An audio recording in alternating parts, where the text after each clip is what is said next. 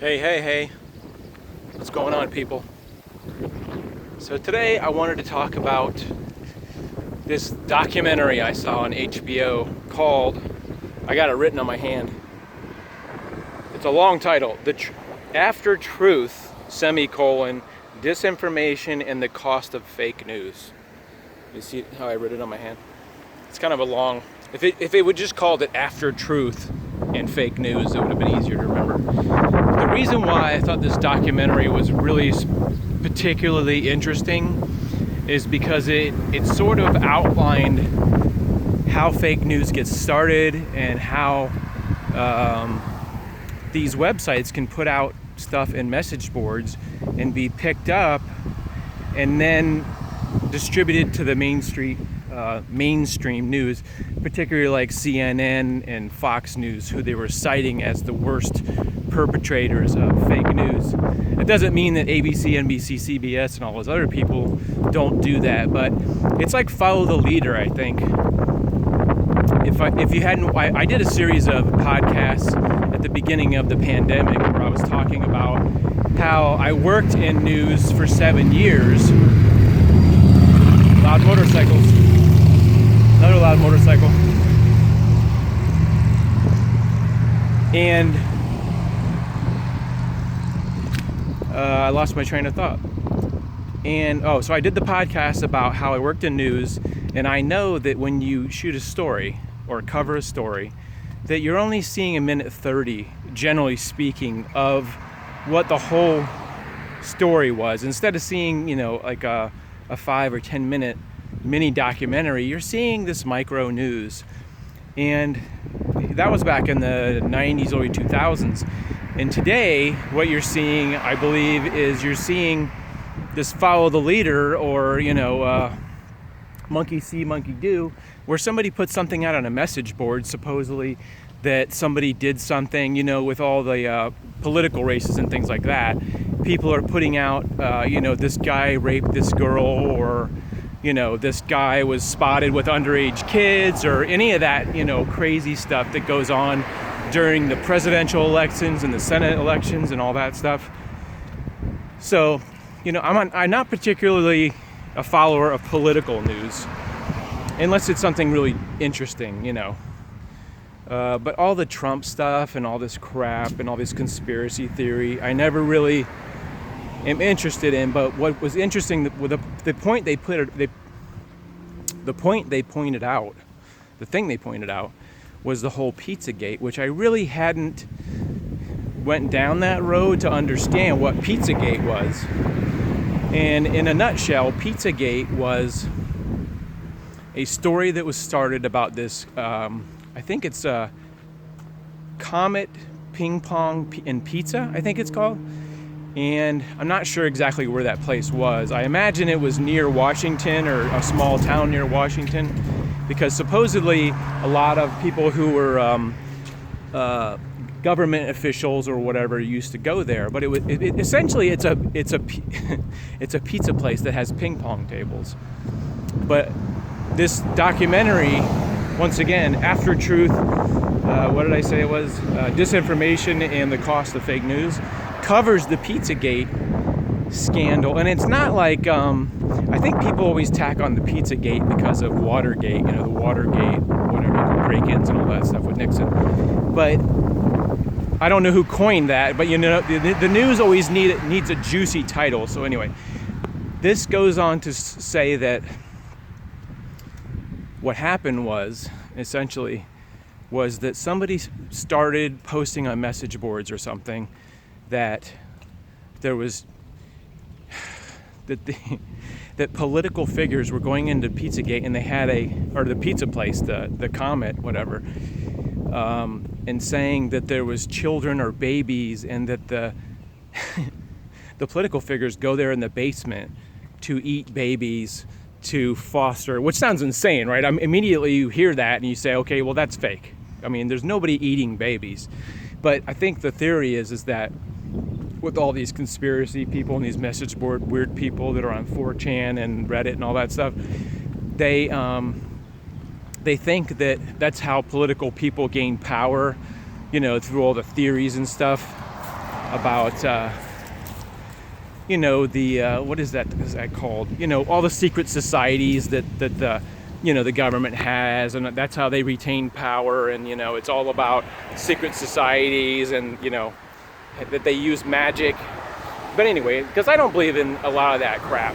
If you could take me there and show me in person, I'd probably believe it. But other than me seeing it for myself, I usually don't believe, because like I said, my experience with an ABC station, working for that and seeing things, and I think the late 90s, early 2000s, there wasn't a lot of internet news. So, there wasn't all this Daily Mail crap, and, there was like the National Enquirer and all that stuff, but people never took that stuff seriously.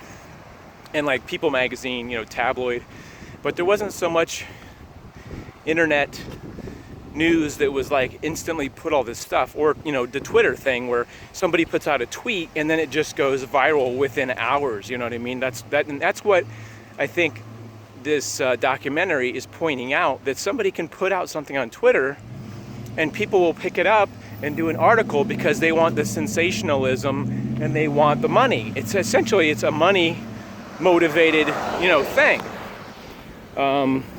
These internet sites, they work very cheaply. They don't have a lot of cost because they either have just a little office or they work from home, and and they make millions of dollars from putting out this news that's supposed to be sensational, and they want a certain amount of clicks. But I'm not trying to go through the whole documentary, but anyway, with the pizzagate thing, what happened was they put out so much disinformation about this Comet ping pong and pizza that a guy goes in there believing that there's a basement, which they don't have a basement, because the people actually show you in the documentary there is no secret door, there is no basement.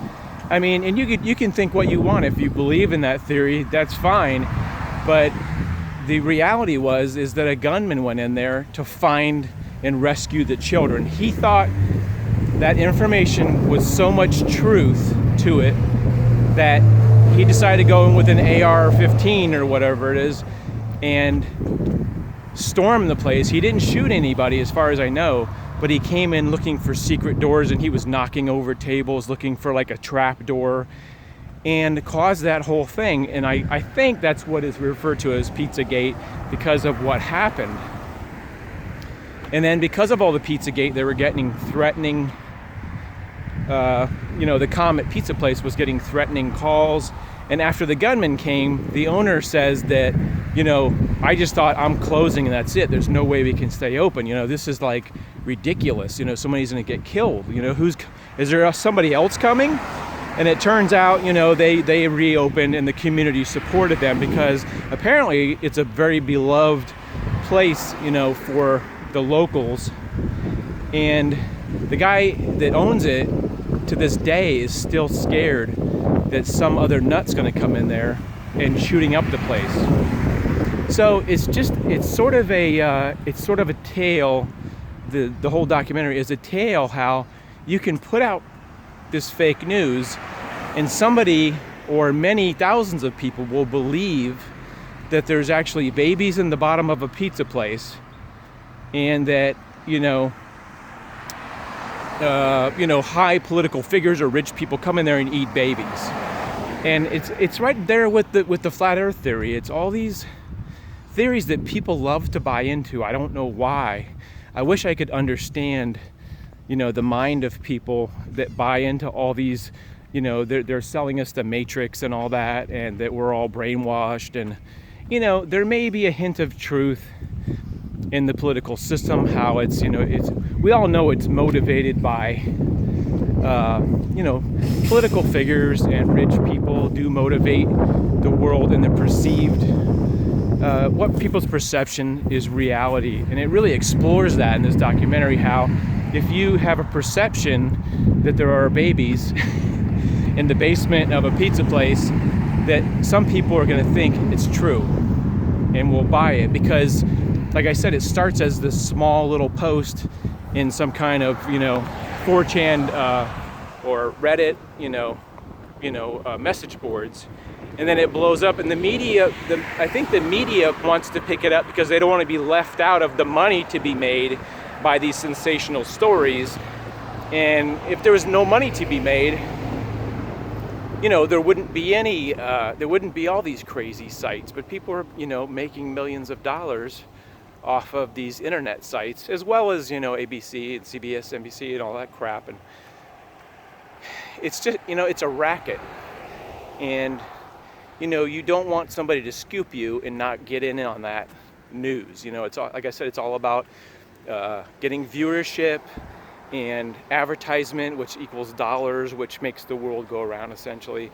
And it's a dangerous, dangerous tool.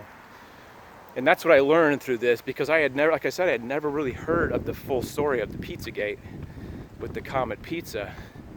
So I encourage you to seek that out. Once again, it's the, After Truth, disinformation and the cost of fake news. It's a really interesting dive, and it has lots of great interviews with the actual people who created the news, and admit that they changed the political landscape by putting out a story that was fake, and they knew it was fake, and that's their job, is to put out fake stories and ruin, people's aspirations for elections and all that stuff. And it's really eye-opening, I guess you could say, because if you don't trust me, if you don't trust my word for it, watch this documentary, and it may be an eye-opener for you.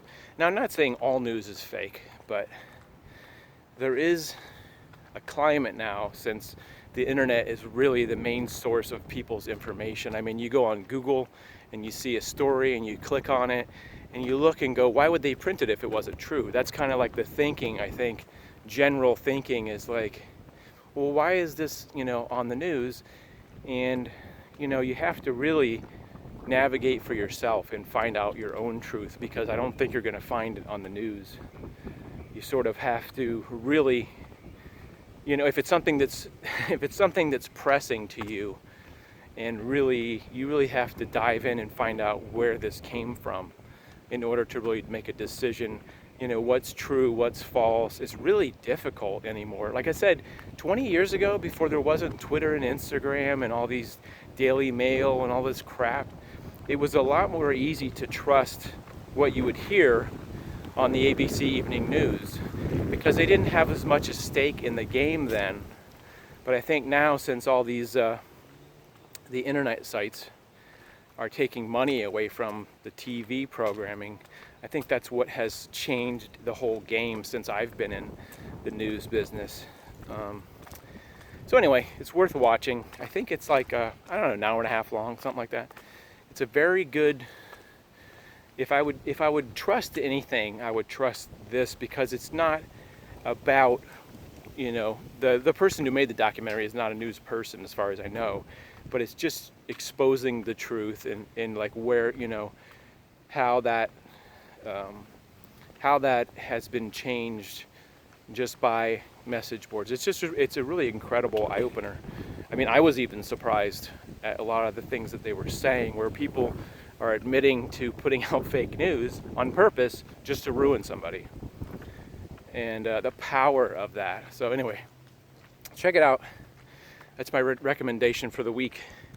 I may start doing some of these recommendation videos where I'll talk about, like they have an Elvis documentary that's really good, and maybe I'll talk about that one day. But I've been watching a lot of doc series on HBO and stuff like that, and it's really thought-provoking. I always like something that I'm learning something new. So anyway, I hope you guys are doing great. I hope you have already subscribed to John Swift DIY, Mr. John Swift DIY, my other channel. Like I said, I'm trying to get that up and running. In the process, it may be taking months, but I'm slowly putting stuff on there, as well as doing this channel. I'm trying to focus on putting some new stuff on that channel, trying to get those subscribers jacked up so we can monetize that channel, and hopefully that will help me recover from the COVID thing where YouTube took a big crap. So anyway, you guys take care of yourselves. I'll check up on you in a couple days, maybe a week, and we'll see you later. Have a super day.